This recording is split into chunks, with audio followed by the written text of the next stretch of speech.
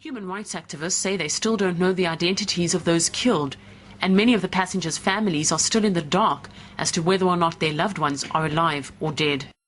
Now, the Israelis have insisted that their soldiers came under live fire. They say that there were weapons, there were guns, there were knives on board, and that this is why their soldiers were forced to respond in self-defense. But as more and more eyewitnesses who were on board those ships talk out, we are hearing a very different story.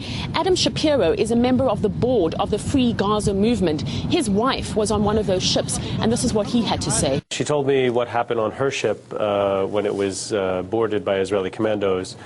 People on her ship offered no resistance. However, they were filming and with cameras, and people were punched and subdued with physical force by the Israeli soldiers. They then, of course, wrapped their wrists in plastic cuffs, and then they were taken to prison, to the detention center. In the detention center, my wife was also punched and hit there.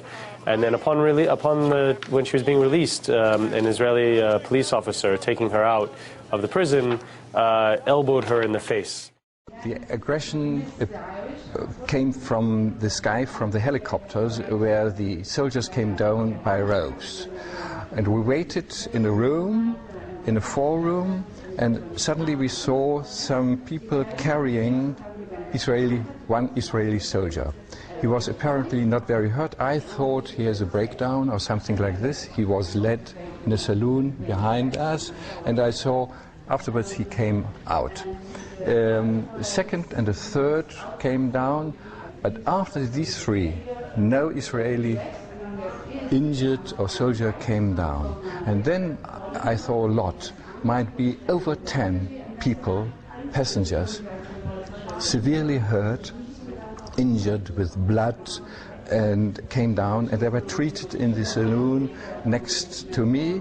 And one I saw personally, I suppose he died immediately, but I haven't seen dying people as well. This was, and we didn't start to go upstairs because this was too dangerous. But the Israeli army say that they were acting in self-defense, that Yes. some of the people on board were armed. Did you see any arms? No. This is the main argument of the Israeli army in Gaza and here. No, they have been, the attack came up out of the sudden. I never have seen armed men, only 2 men with long sticks like that, one with this. These were the only armed people. At the same time, we had repeatedly called on the Israelis not to attack our ships, not to use violence. They did radio us. We identified ourselves. We told them that we are unarmed civilians. We have parliamentarians with us. We have reporters with us, doctors, journalists, lawyers, and we are carrying humanitarian aid headed for the Gaza Strip. There is no reason to use force against us. They chose, unfortunately, to use violence. I was on the Challenger 1, which is an American-flagged ship. It was the smallest ship of the ships, the vessels that were on the flotilla.